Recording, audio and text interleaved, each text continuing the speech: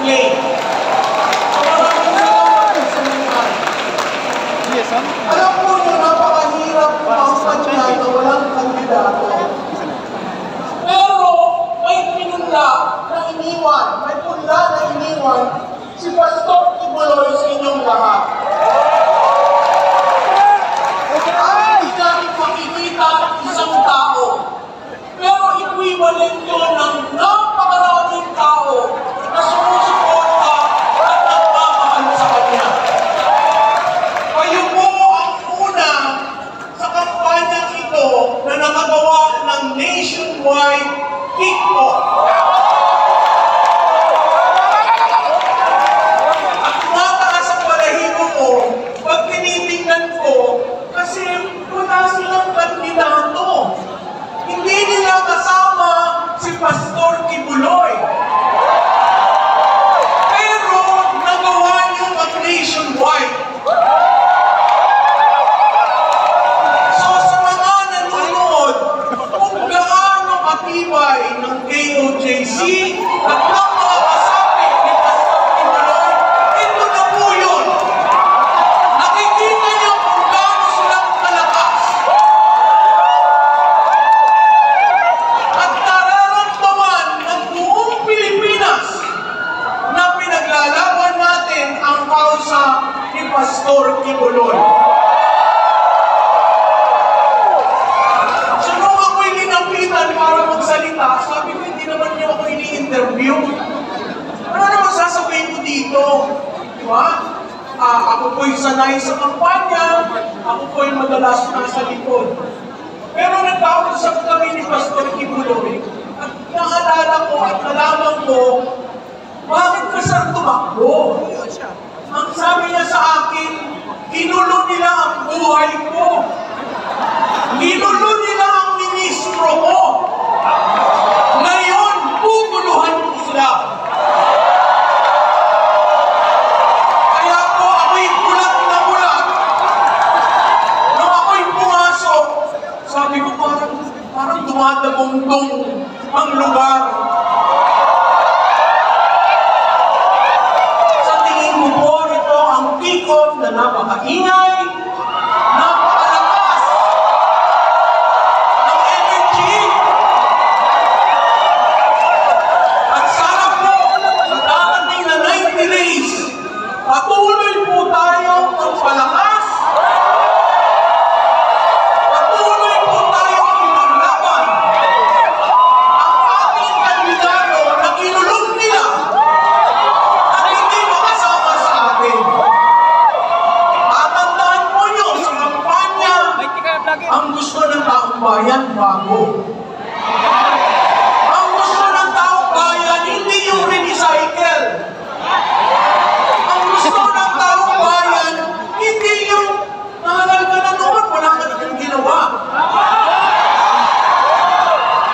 So ano ang hudyat ng panahon?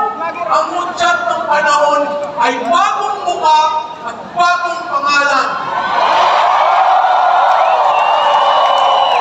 Kaya kahit wala ako si Pastor Kibuloy, hindi natin makakasama sa 90 days, kayo ang kapangyarihan na tutugon sa nais magawa ni Pastor Kibuloy. Dalhin po natin si Pastor Kibuloy sa Senado. Maraming salamat po.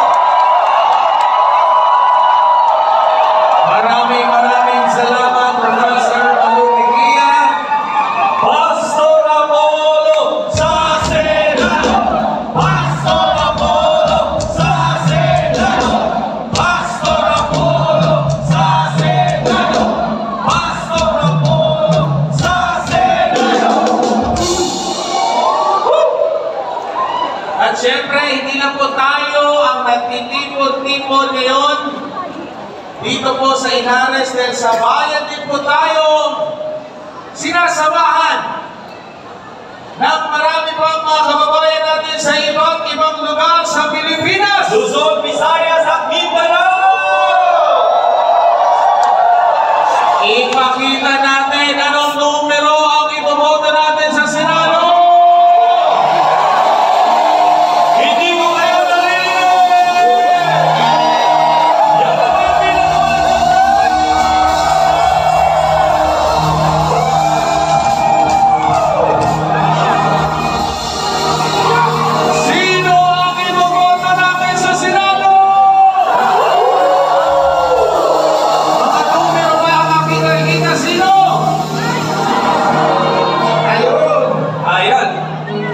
At sa pagkakataong ito, mga kababayan, i-acknowledge natin ang ating mga kababayan na simultaneously nationwide po nagsama sa ating live. Right. Meron silang kanya-kanyang mga level doon. Yes. At napapanood tayo kung ano yung ginaganap natin dito. Unahin muna natin sa pag-recognize yung mga kababayan natin dyan sa Bicol Region, sa Sorsogon! Barangay Colampis Gym, Kasiguran, Sorsogon! Ayan. Sa bayan din tayo pinapanood at sinasamahan dyan po sa Central Luzon, sa Pampanga! Yan po sa Singdala Gym, San Fernando, Pampanga. Sa mga Ilonggo, diya sa Iloilo! San Miguel Gym, Iloilo City! O diya sa Mindanao, lugar sa mga Tiyada, Cagayan de Oro City! Barangay Lamazan Gym, Cagayan de Oro! Pati yung saan? Pati mga taga Leyte nanonood sa atin! Taga-Oro! Sinasabayan din tayo diha sa Coronadal! South Cotabato naman yan! At dyan din pala yan sa Visayas City. Sa Visayas City. Bacolod City sa Visayas! Taga-Bacolod! Di po magpaulahi ang atong mga kaigsunan ng mga Bisaya diyan sa Tagum City! Hindi rin magpapahuli. Diha sa Davao City sa Turin! Pulo-pulo sa Manalapan, Turin, Davao City. O diha sa sikat sa Digo City. Sikat kayo Digo City. Kahit Davao, Davao del Sur, sikat tayo. Davao, very sure. Sa Digo City, Davao del Sur! Ayan! At syempre pa, shout out kasi hindi lang tayo nationwide. Shout out dahil sila mismo mag-volunteer ito. Surprise nila ito para sa ating kandidato, Senator Pastor Apollo Siquibula. Alam mo ba kung paano? Saan? May malaking LED wall. Saan? Sa Times Square, New York, United States of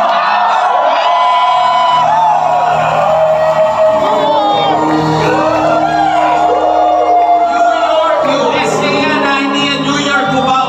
New York, USA. USA yan. Alam mo, pinadala nila yan. Surprise nila yan para sa ating kandidato, si Pastor Apollo Siquibula. Alam mo, one of the states natin ng New York, marami pong supporters, solid diehard supporters, si Pastor Apollo Siquibula.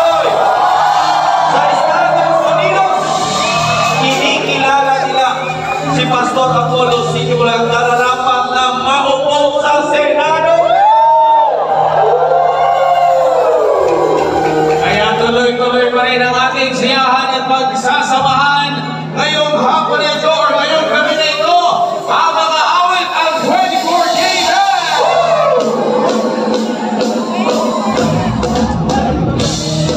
Ayaw na!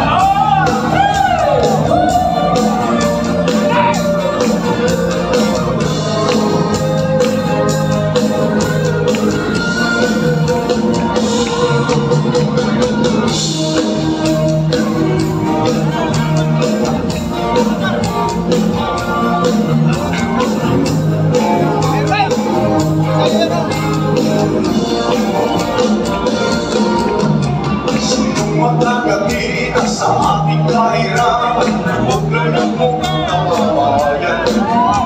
Pagising sa umaga, problema at usal, lahat ng pahinga ng aasan. Kapag nagpapatulog, walang umaalan, di na alaman ka ang luwi. Ayaw sumusunod, ayaw nilang patingin, sasaktan ng dami, taliwanag na nangyari. Puro ayuda naman. Problema sa corruption, kasama mga droga, kriminal sa pangihina.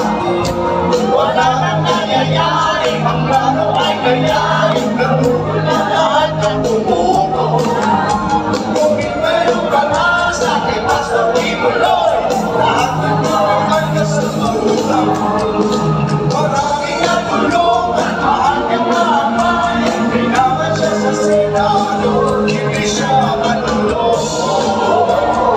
Siya ang ating iboto Sino ka matakilan sa ating kahirap Lubog na ang bayan At isip sa umaga, problema na kusan Lahat ng kilig at naasan Kapag nagpapatulog, walang kumanan Hindi na naman gagawin Lagi sunod-sunuran, ayaw nilang pangilan Masasagdan ang damdamin, lagi walang kalayaan Alright, puro ayaw na laman Si Pastor ang kailangan, ang aking ginagawa Sa pusay na kalayaan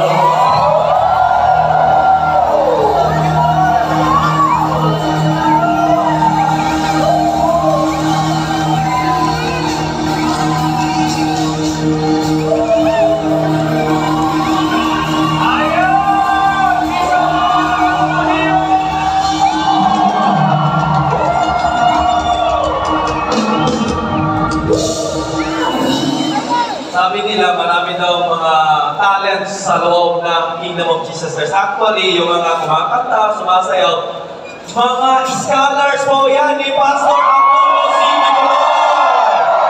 Thousands of them, libre pong pinaaral ni Pastor Apollo C. Kibuloy. Isa lang po ako dyan.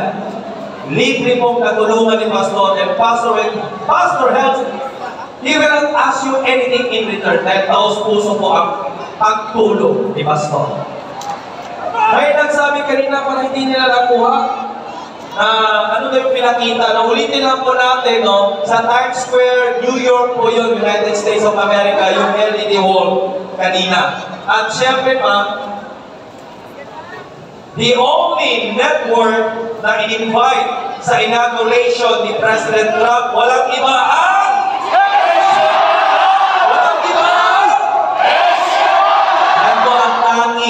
network in-invite ko sa inauguration ni President Donald Trump. Ganyan po mamulong si Pastor. My Excellence, walang korupsyon!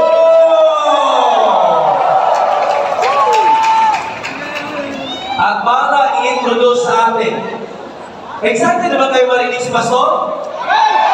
Excited na ba kayo marinig si Pastor? Tawagin po namin ang representative, tagapagsalita po ng ating kandidato, Senator Pastor Apollo C. Kibuloy, Attorney Israelito Torion.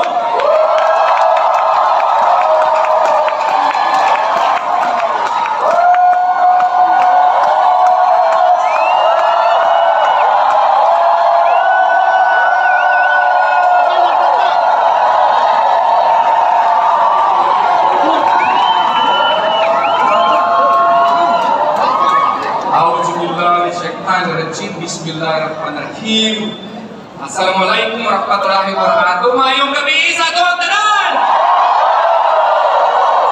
Tatak pa ba tayo? Suportahan ba natin si Pastor? Mga kaibigan, ako po si Attorney Israelito Gobet Torion. Ako po ang official spokesperson ng ating pinakamamahal na Senator Apollo Kibuloy. Bakit natin piliin si Pastor? Si Pastor ay anak po ng mahirap. Galing po siya sa kahirapan. Kaya naiintindihan po niya ang kahirapan. Nataos siya doon sa China kung saan ang bukid na tinatawag na Tamayong Kalinan, Davao City. Ang kanyang mga magulang ay mga Pampanggenyo. Kaya yung mga Pampanggenyo, nire-request namin kayo na suportahan si Pastor Apollo C. Kibuloy.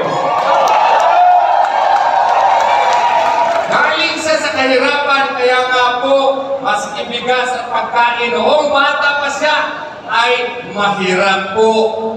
Nag-aral siya doon sa Parang Maguindanao, kaya yung mga kaibigan natin salam na mga Muslim, suportahan natin si Pastor. Naging scholar po siya sa Bible School at siya po ay itinataguyod ng iyang kanyang sarili hanggang nagtapos po ng theology. Ganyan po ang ating pinakamamahal na Pastor Apollo C. Kibuloy.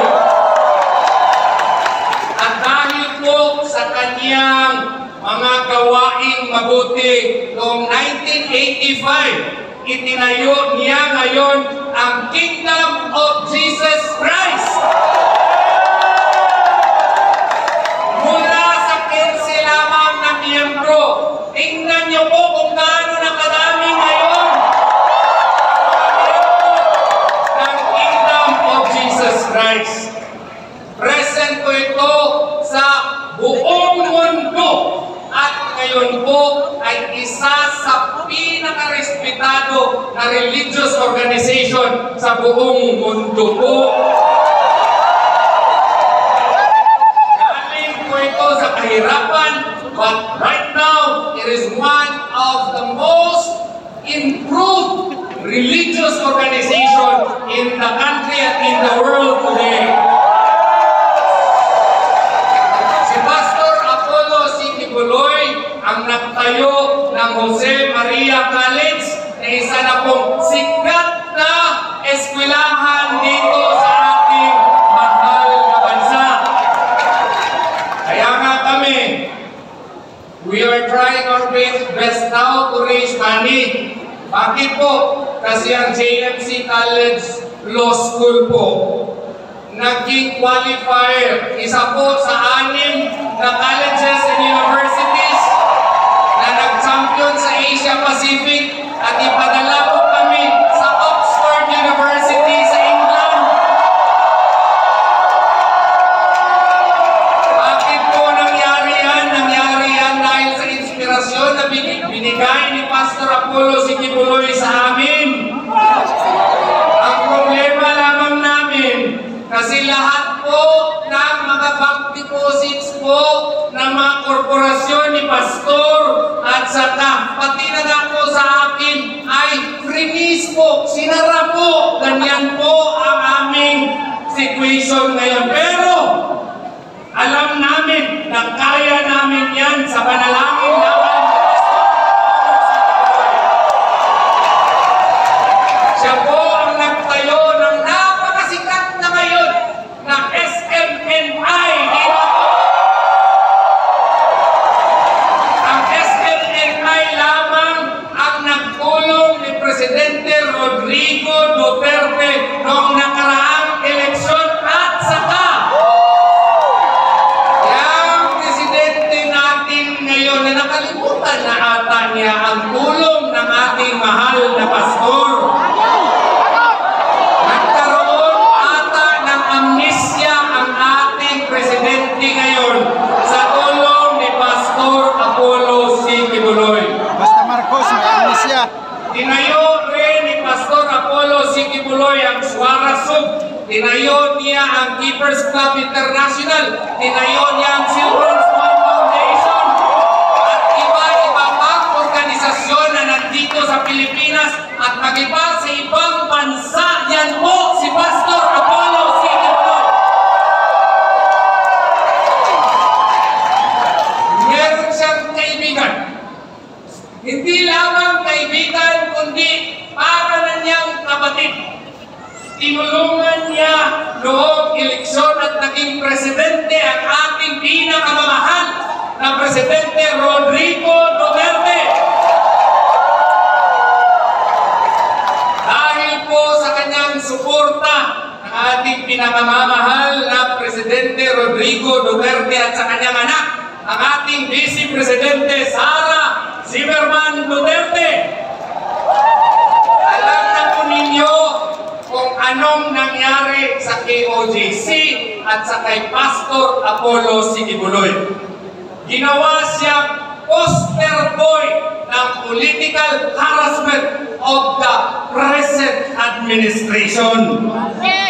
Binuhay ang patay na ng kaso at ngayon siya po ay nakakulong at nagkasakit pa, pero sa awa ni Allah subhanahu wa ta'ala, ngayon po ay recovering na si Pastor.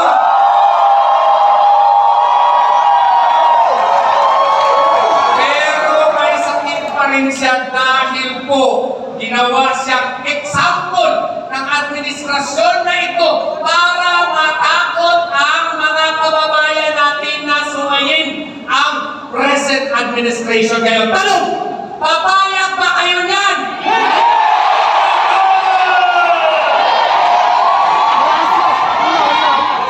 Kaya nga, from the bottom of our hearts, kailangan natin bigyan ng nakakapinging suporta si Pastor Apollo.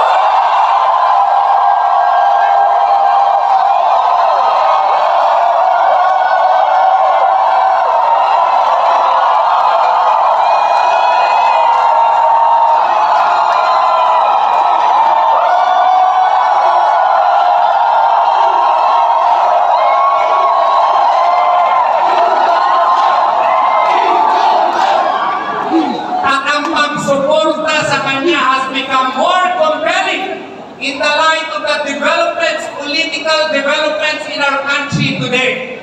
Why? Because of the ongoing impeachment complaint that has been filed against our beloved Vice President Sara Duterte, it has become incumbent upon us to give a definite support not only to Pastor Apollo Sikibuloy, pero lahat na ng mga iniindorsong kandidato ng ating mahal na presidente, Sir Rodrigo Duterte. Pwede ba yan? Suportahan natin si Pastor Apollo Sikibuloy, pero suportahan din natin si Senator J.V. Hillo. Suportahan din natin si Kuya Ipek Salvador. Pwede ba yan? Suportahan din natin ang magiting matalino na abogado si Atty. Raul Lambino. Suportahan din natin ang ating pinakamamahal na matapang na general. Sino yan? Si Senator Bato de la Rosa. Suportahan din natin ang gwapo, matalinong abogado. Sino yan? Si Senator Jimmy Bundok. Suportahan din natin ang mga kandidato pang iba. Kundi, sino yun? Yung ating Mr. Malasakit, Senator Bongo. Suportahan din natin yung mahal ni Presidente Duterte. Sino yun? Ang suportado po ng mga katutubo natin, si Senator Kapuyan. At suportahan din natin yung mga party list na nandito po at nagsalita ngayong hapon at ngayong gabi. Pwede ba yun? Bakit po kailangan natin silang suportahan? Suportahan natin sila because just in case yung impeachment complaint po ay ipapatuloy sa next na Senado, kailangan natin ang kanilang suporta para hindi makuha yung required 2/3 vote ng Senado. Kaya kailangan tayo, vote straight tayo ngayon na election.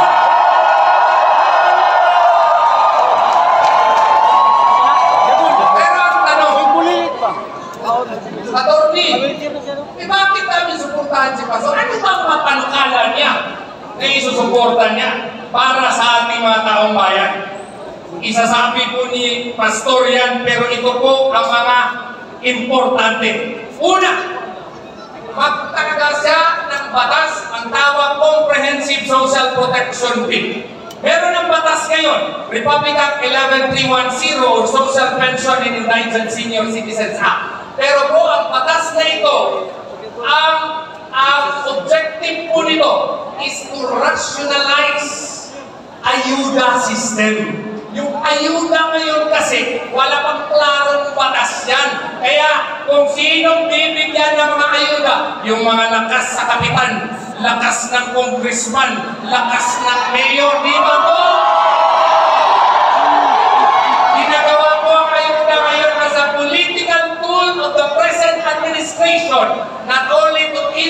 voters, but to urge voters to support their candidates. Di ba tama po? Kailangan po dito sa panukalang batas ni Pastor, i-rationalize ito. Kailangan ang parameters dito na nakasaad na sa batas kung sino ba talaga ang poorest of the poor. Kasi ito mga poorest of the poor ang kailangan talaga ng ayuda ng ating gobyerno. Di ba tama po? Walain dapat yung mga palakasan sa politiko para po yung mga poorest of the poor talaga ang maaayudahan. Ang gusto nga ni Pastor, pag ma-identify ito, dapat may publication requirement din. Pwede makuha ang listahan, hindi naman ipapublish kasi nakakahiya yun. Kung gusto mo makakuha ng listahan, pwede available yun. Bakit? Kaya para meron ding remedy. Yung driver ng kapitan, yung kanyang kabit na naging ayuda na, o yung kanyang mga girlfriends, pwede rin questionin doon sa korte para magkaroon ng summary hearing. At kung ma-prove na wala siyang karapatan, pwede siyang tanggalin at palitan. Di ba maganda po? Gusto rin niya na merong regular assessment ng mga beneficiaries. At saka gusto niya holistic ito. Merong healthcare at meron din housing. Yun ang gusto ni Pastor. Gusto rin niya magkaroon ng trabaho ang ating mga walang mga trabaho. Yun ang gusto ni Pastor.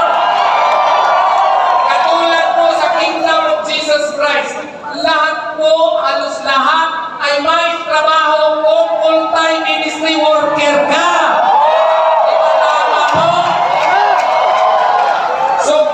Dito po sa batas na ito, sa iyang ikukumpuni, kung siya ay iyong pipiliin na maging senador, siya po ay sisiguraduhin na nandun sa batas ang paggawa ng trabaho at bigyan ng tax incentives po ang mga korporasyon na gagawa po nito doon sa mga kabukiran at maging dito po sa syudad. Ang mangyayari nito, marami pong magkakatrabaho. Gusto rin niya ni Pastor na mayroong microfinance support bill para yung gustong magnegosyo, meron po silang kapital para ito inegosyo. At kung may negosyo yung tao, pwede na silang makapagbibigay ng trabaho. Ano pa? Gusto rin ni Pastor na yung OFW, Overseas Filipino Workers, ay suportahan. Paano?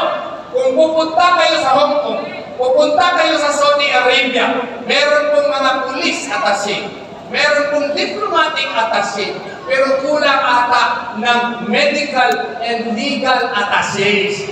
Ang problema po nila ay kailangan sila ng suporta na legal at medical po. Kaya gusto ni Pastor na meron din continuing education and entrepreneurial skills program para pagbalik niya dito, sila po ay masusuportahan. Si Pastor po ang magiging main warrior sa corruption. Kaya mag-create siya ng Truth Commission po. Ito pong Truth Commission ay maging isang organisasyon na kasama sa Ombudsman para sila po ang mag-iimbestiga sa mga korupsyon sa gobyerno. Gusto ba natin yan? Kaya ngayong gabi, ating pakikinggan ang ating pinakamamahal na Pastor Apollo C. Pakinggan natin siya at ating suportahan.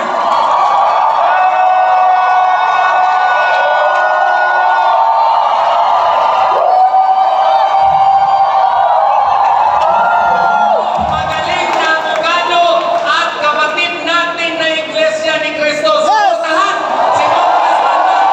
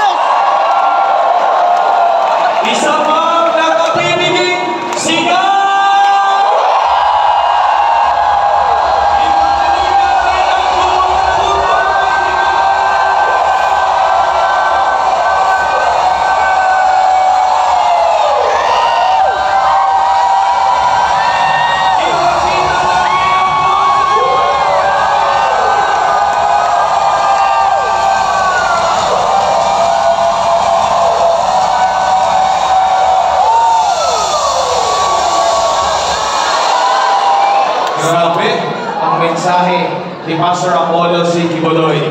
Bagaman pumasok siya sa mundo ng politika, pero hindi siya politiko. Isang yan ang kailangan natin sa bansang ito, hindi yung mga mangga, mga manggagamit, at hindi yung BBM. Budol-budol man. Nagkaroon din ng rally doon sa Norte. Actually, nung pinatigan ko konti, in-stop ko. Alam mo, ang kanilang pag-deliver ng speech, puro po hatred. Dito ang pagtuturo ni Pastor, puro pagmamahalan. Yan ang kailangan ng bansa ito. Walang pa ngayon! Kasi pinaglihi sila sa ampalaya. Agad! Mga Peter. Ipagkita naman natin ang numero nating iboboto! Number 53, ang ating senador, Pastor Apollo C. Quiboloy! Pero siyempre, kailangan din may katuwang si Pastor Apollo C. Quiboloy. At ang susunod na magbibigay sa atin ng mensahe ngayong gabing ito, walang iba, si Senador Ronald Bato de la Rosa! Harap ng Pilipinas! Bato! Bato! Bato! Para sa Senado! Bato! Bato! Bato! Bato! Bato! Bato! Bato! Bato! Basta kaya paglabas ng body? Ha? Si Bato! Bato! Meron, Bato! napasabi lang sa gate. Ah, dyan.